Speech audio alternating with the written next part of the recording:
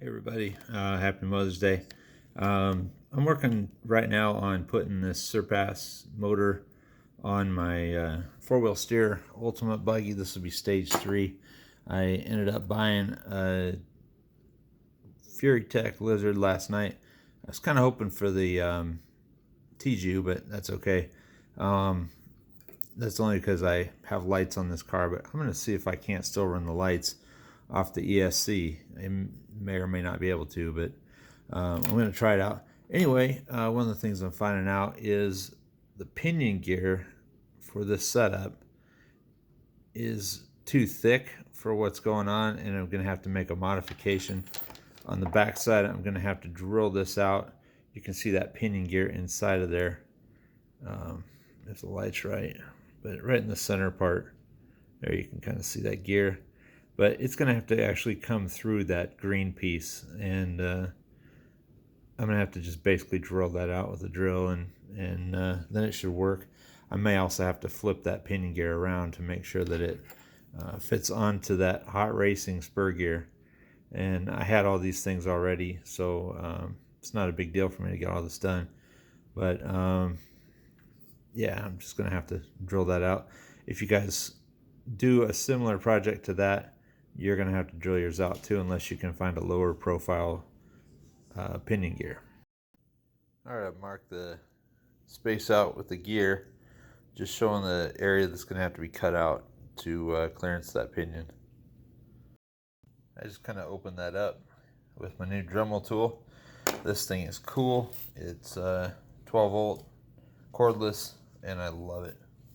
If you're going to do a lot of custom work, I'm not paid by Dremel to say this, but that's a really cool tool. It's got some weight to it and some power, and I love this thing. It comes with a bunch of attachments, and if you're going to do a lot of modification on stuff, I think it's a must-have thing, because man, it really helps out a lot.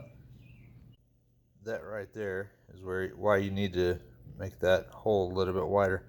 I'll clean the edges up just a little bit, but this pinion is very thick. It's probably the thickest pinion I've seen on a 24 scale, and I'll have to figure out whether I mount it straight like that or if I back it off. But it's also 14 tooth. It's kind of a higher gear than I wanted. This thing should be ridiculously fast, but I'm putting the Furitek Lizard on it, so hopefully it'll have good slow speed crawling. But if I don't like it, I'll try to find a gear that has a lower tooth count than 14 for this.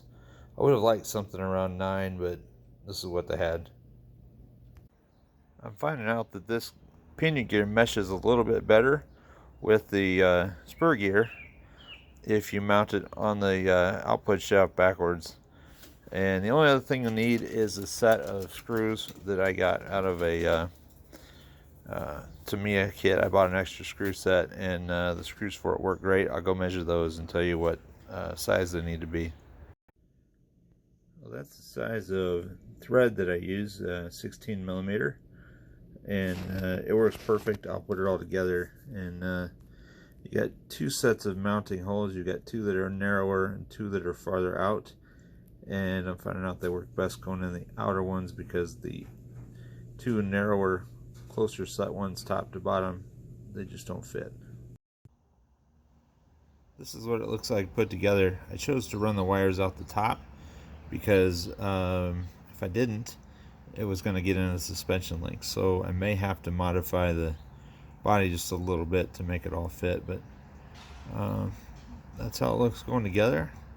I think this thing is super cool looking, and I can't wait to put it on the truck and run it for the first time. I just finished installing my Surpass motor, my Furitek Lizard, and I don't know who said you can't have lights with the Lizard, because you certainly can. They're just powered through the ESC, not from the Furitek itself. And what I've done is I've deleted this entire mess of wires by soldering the motor directly to the Lizard itself. So I think that's really cool. So it gets rid of a ton of stuff, and I've got a whole mess of wires going on over here. And I intentionally mounted the stock ESC a little bit crooked. Just gives everything a little bit better clearance. And when I put a Emax on the back, it will have proper clearance that way. It also allows for the motor to have nothing touching it. And the reason that that's important is because the outer portion of the Surpass 1400KV brushless motor turns, and you can see this thing slowly moving forward. I'm gonna have to drive this thing for a while and get used to it because this is really cool. In an application where you don't have a lot of space, it might not be the best thing to run this motor with this little lizard, because actually just the motor's the problem. The lizard itself is tiny. I think that's a fantastic little thing, and I'll probably put one of those on my Mofo rock bouncer, because if it had one of those installed for the brush motor, this thing would be slow and smooth and just incredible. But man, I am so impressed with this. 2FMRC is the one that showed this to me. I used his links to buy this stuff, and Matt does a good job with his crawlers. I'm really kind of hoping I get to see them in person someday, go crawling with them. But you can run lights with the lizard, no problem. And just another word about if you're going to do this conversion, you have to flip this skid plate around 180 degrees, and you have to shorten the rear drive shaft about 1/2 centimeter, because it changes the geometry of how everything works. In this case, that was all I had to do to get the geometry right. But it's not something you want to do if you're not used to modding stuff. If you are, go for it. But I just want to do a slow demo here of how this thing can crawl. I'm going to try that again because the first attempt did not go well. But I'm going to show you how this thing can just creep when it needs to.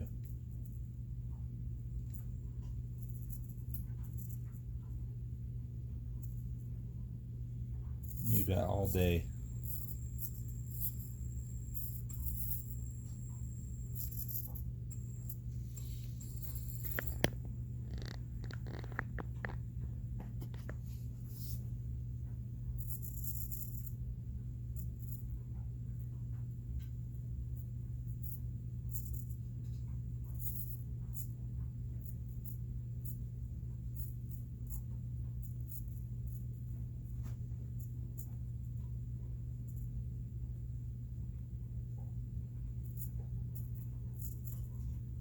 My 10 scale crawlers aren't even this smooth.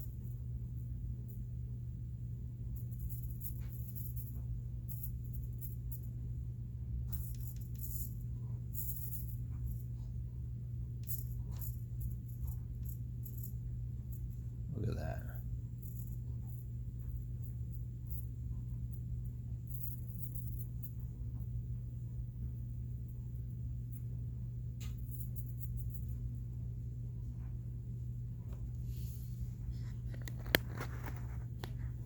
If you need to take all day on one climb, you can do it now.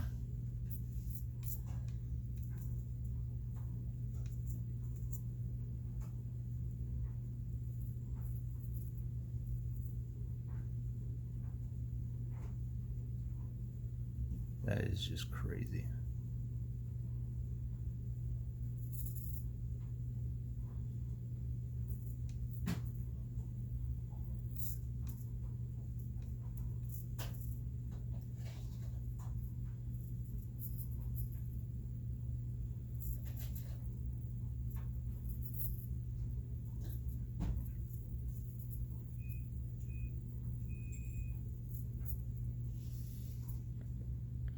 Let me change the camera angle. I'll finish the climb for you.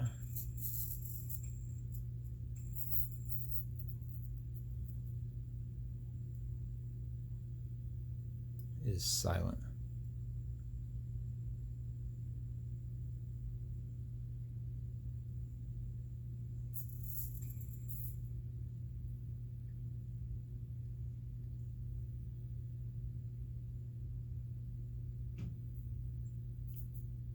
I'm going to do another angle just so you can see how steep this thing's going.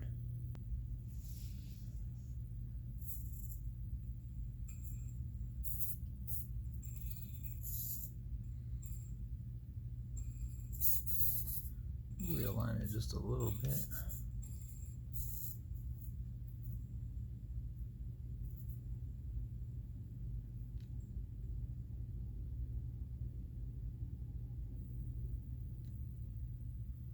Doesn't even look like it's turning wheels, but that motor's turning.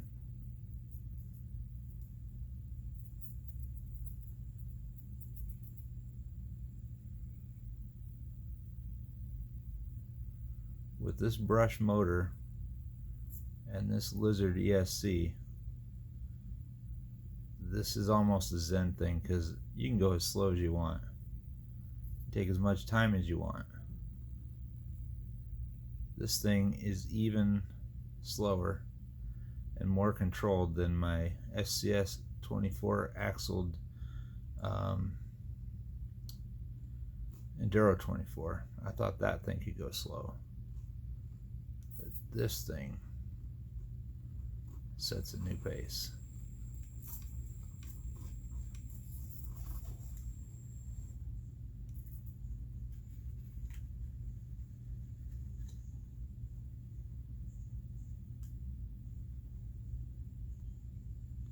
Rubbing a tire against the wall, that's why it looks a little jerky there.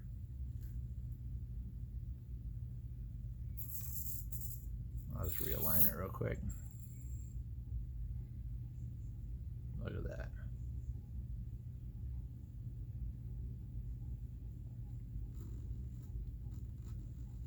I didn't know if I wanted to put a Lizard on the rest of my crawlers because of space issues and because of the light issue, but there's no reason you can't have lights with the Lizard.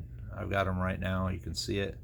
You just power your lights the same way you always did, and it's not necessary to do anything else. But the torque at low speed on this thing is just, it's so perfect. I'm gonna have to try this, my next one, with a brush motor and see how good it is for that, because this Surpass motor is just incredible. Makes no noise, and it'll go slower than you need it to.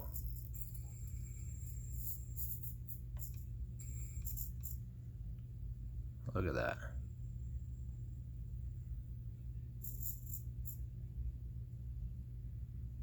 Dragging the belly a little bit.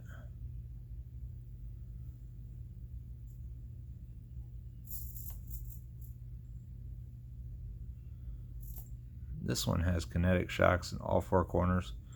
So let me get a little bit closer in. This will be a kind of a cool video, I think. Alright, when you can go this slow, you can watch everything work.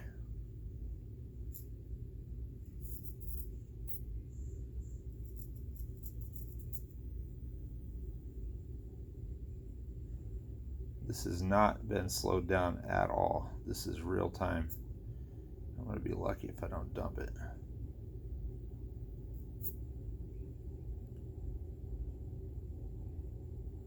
I think I started a little bit too far. I did. So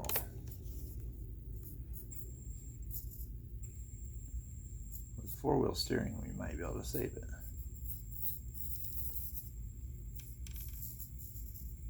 Any other car I have, that would have been a failed attempt.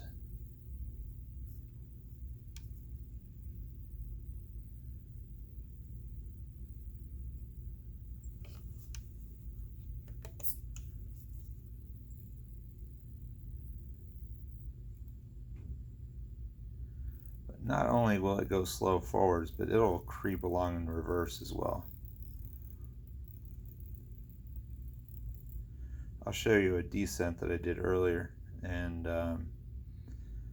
it's one that's very difficult with a normal speed crawler because the transitions happen so fast, and it's kind of an out of balance type maneuver, and it's real easy to just end up front flipping it.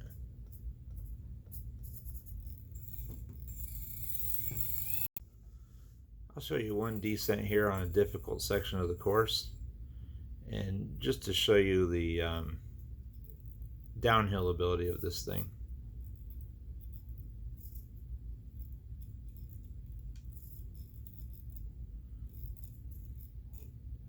The tires are slipping, but the wheels are still turning.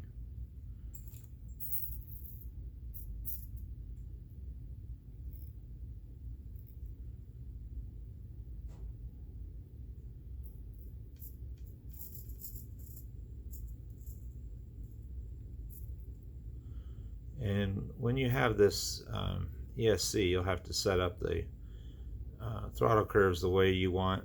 I want a lot of slowness in the beginning, and it ramps up at the very end.